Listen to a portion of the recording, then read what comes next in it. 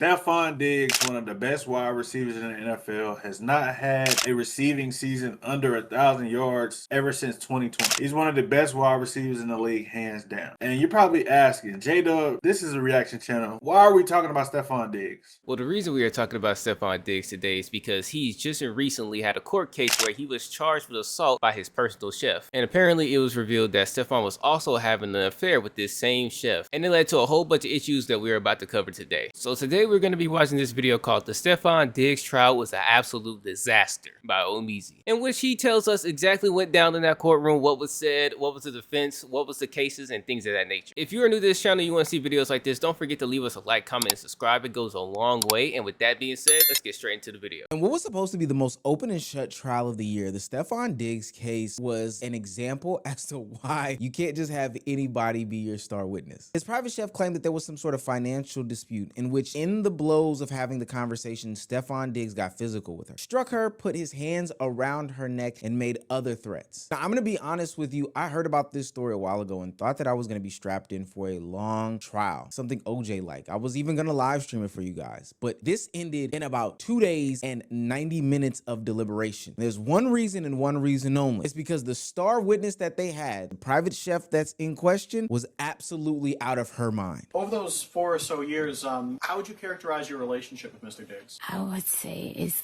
complicated. It started out as friends. We met, became successful. We decided I would come work for him. What were the sort of terms of your employment like? Were you going to be living with him? Yes. Let me get this straight. A private live-in chef that you were having sexual relationships with? Oh yeah, as a real freak nigga, I know exactly what that means.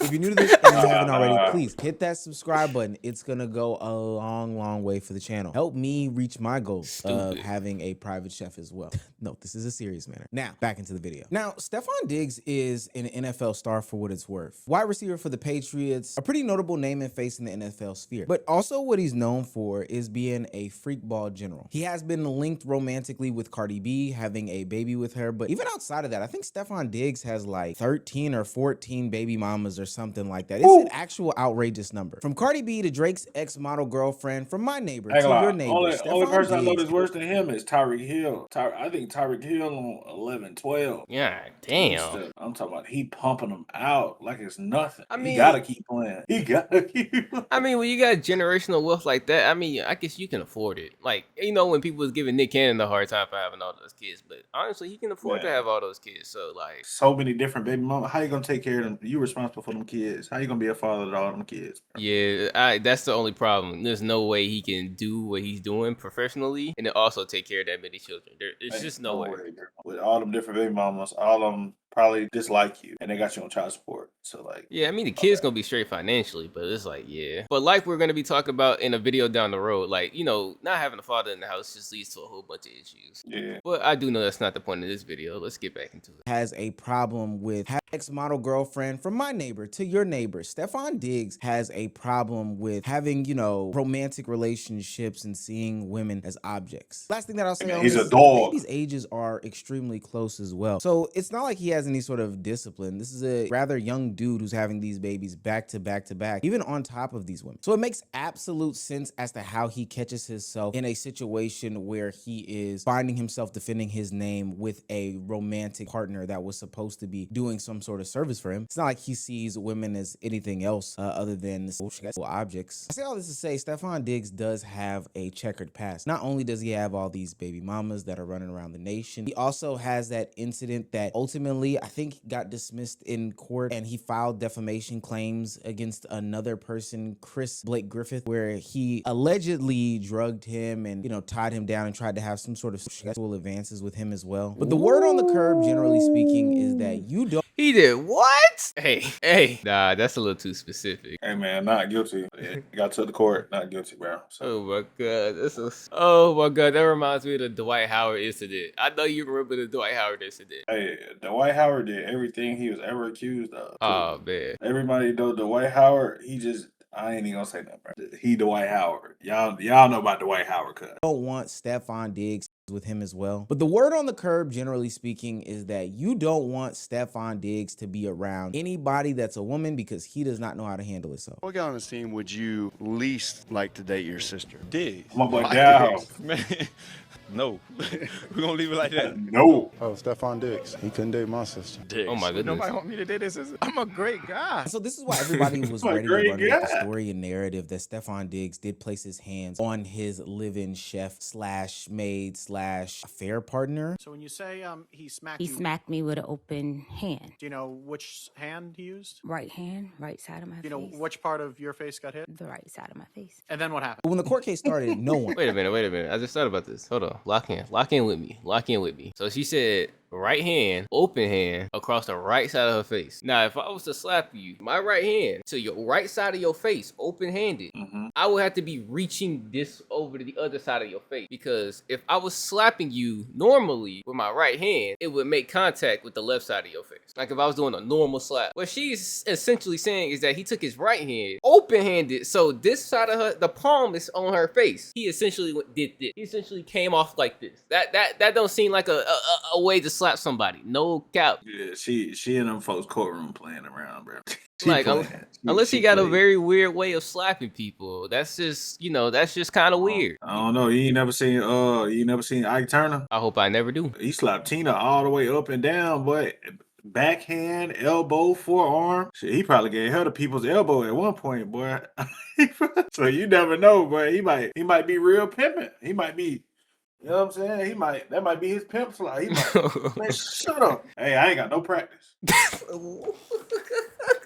She could just be fumbling over her words, misremembering. But this is court. They gonna take everything you say literally. So you gotta be careful. How you gonna not remember a nigga slapping you in the face though? Like that's kind of specific. But when the court case started, no one, and I do mean no one, saw the case going like this. A big feature of the 90 minutes was star witness and person that said that they got assaulted by Stefon Diggs, Mila Adams, the chef in question. But it became quickly evident that something fishy was going on with this trial. 3 weeks ago, your lawyer demanded $5.5 million from Mr. Diggs, didn't he? Mr. Diggs offered me $100,000 Ma'am? to recant my That statement. is a yes. That is the Your Honor, only. May we be heard at sidebar, please? Hey, Stefon, I get it, gang. Now, I don't want to take this situation lightly. There is an accusation of a man placing hands on a woman, somebody actually getting assaulted here, and it's because there's a discrepancy with money, so somebody getting taken advantage from that portion. So I went into this truly trying to understand what was going on, but like I said, it turned into a circus extremely fast. It starts off with Stefon Diggs' attorney claiming that there were 6 people in the house. This strangulation never happened. Nobody heard anything or saw anything of the sort. Never happened. I will say,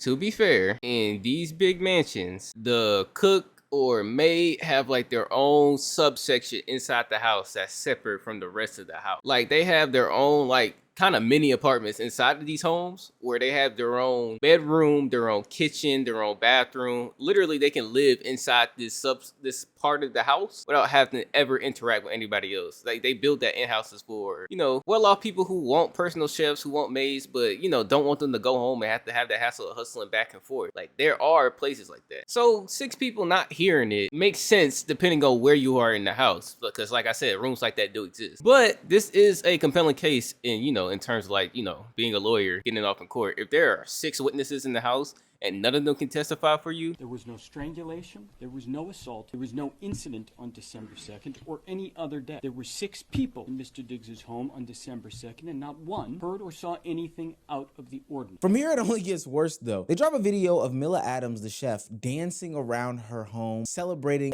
supposedly the fact that she had got Stefon Diggs and that she is going to now be rich and famous. Okay. Not only do they have her dancing on film, celebrating because she believes she's caught Stefon Diggs, they also have her on the stands lying about text messages and not being able to explain key things. The claim is that Mila Adams set Stefon Diggs up and was going to lie on him in order to get paid. This could be seen through a text exchange between the two. But what she didn't know after deleting them is that on the other side of the phone, Stefon Diggs would keep these same messages. I don't know why that escaped her brain, but this was presented to her in court, and her reaction to this whole situation is priceless. Is there a difference between the text messages that you provided to the Dedham police and the text messages messages that are here? Yes, I deleted bet and I'm ruining that bitch life. Why did you delete those phrases when you provided those text messages at him? Because when I was abused in my previous relationship, when I would say things, The objection, he would. not the objecting. There's no question there. Again, the jurors will disregard it. Sidebar. To really put the icing on the cake for her, though, is that Damn. they provide receipts, physical evidence showing that there was some sort of transfer of funds, a wire of $4,000 to her for services rendered. And it turned out, Ms. Adams, you had gotten paid for 2 of the 3 weeks that you said you hadn't gotten paid, right? Dang, so on top of the strangle and assault allegations, she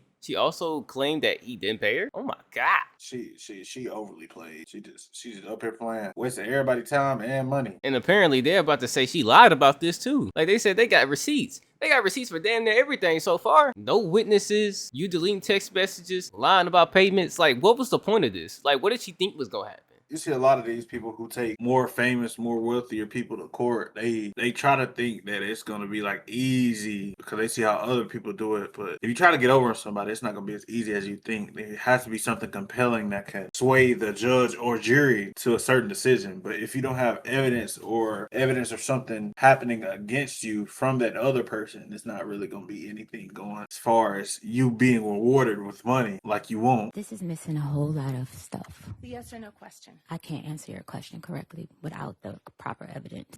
Change it between you and Sonny? Yes. And you write to Sonny, hey, so I looked over my transfers, payment history, and they sent payments 11/7 and 11/21, totaling $4,000. So you knew that you had actually been paid for 2 of those 3 weeks that you tried to get paid for again, right? I can't answer that question correctly. When I tell you that this lady is clueless through this trial, I think that it is an understatement. She's like that silly, goofy blonde that they put on Disney Channel shows or rom-com movies, who is oblivious to any and every situation that's going on, but is actively living in it. At one point in the trial, they ask her, does she know that Stefon Diggs tackles 300-pound men or has tackled a 300-pound man before? Probably going along the lines of saying that, hey, he is so strong that if he did put his hands on you, you would feel it in a major way. Her response to this is that she doesn't know football. He takes hits from 300-pound men for his job. True? I guess. Do you know that? No, I don't know what his role is, and I thought he run the ball. I don't know if people, I'm not sure what he does. I don't know football. I don't watch it to know what. I've attended a couple games. How many of Stefon Diggs' games have you gone to and watched? 4? I don't really watch it, honestly. I'm just there for the vibes. Now, I know we're supposed to be taking this situation seriously, but I just think it's a little bit funny and had to pause for a second to think that this woman doesn't know anything about football. I'm not saying that I don't believe her, because I do think that she was there just to take the IG pictures and probably has no clue what's going on there. It's just interesting that she handled this question this way on stands, and I don't know who her attorney is, but boy, oh boy, He they didn't did set not up prepare her to at get all. blindsided. No pun intended. No football movie pun intended. I ain't It gonna doesn't make Mila. I think it's because like her lying was so bad. I think the attorney didn't really know. He didn't know the real. He didn't know that, hey, she deleted these messages. She had actually gotten paid. Like her attorney probably didn't know all this. She probably just, oh, he hit me, I'm taking him to court, and this. She thought it wouldn't go deeper than that. But, Diggs, lawyers, they took it deeper than that, and now she's screwed because the truth is coming out. I think that's what happened. I think she knew the truth the whole time. She was in there playing, and her attorney got Lance blindsided, and I think that's what happened. Yeah, because even if she did get a good lawyer, I guarantee you Stefon can pay for a better one.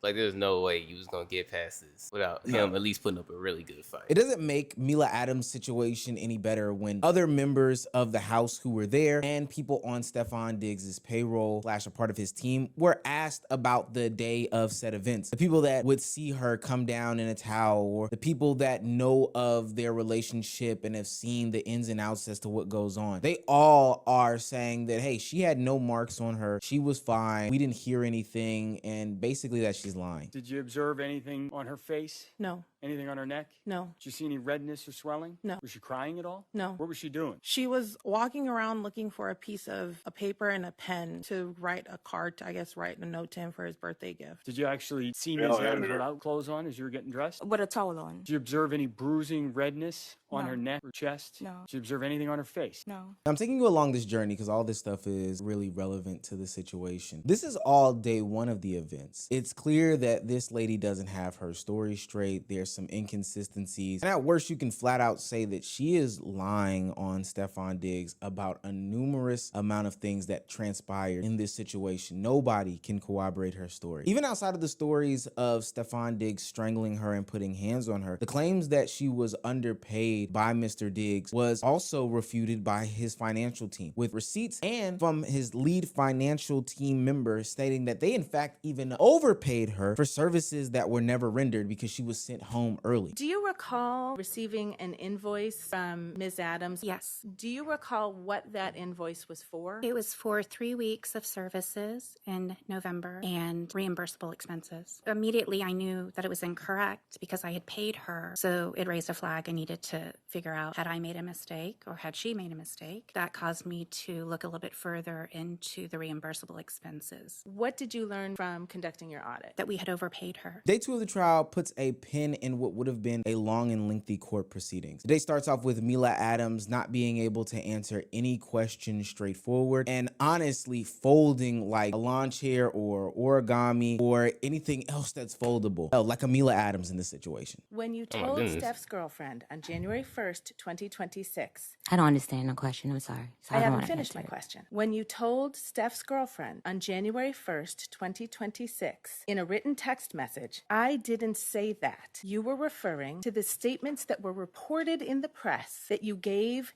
to the Dedham Police Department, correct? I don't understand your question. Did you or did you not write those Oh my words? I goodness. don't understand your question without further Hell, explaining. editor. You can't testify under oath to this jury what you meant by the words you wrote to Steph's girlfriend on January 1st, 2026? Sorry, I don't understand your question without further explaining. At this point, Mila Adams is plan. totally off the rails and she is saying, screw whatever plan that was in place. I'm gonna take matters into my own hands. I'm gonna come with something that was never stated before and claim that Stefon Diggs wanted me to recant my statements and pay me $100,000. 3 weeks ago, your lawyer demanded $5.5 million from Mr. Diggs, didn't he? Mr. Diggs offered me $100,000 Ma'am, to recant my statement. That is a yes. That is the Your Honor, only. May we be heard at sidebar, please?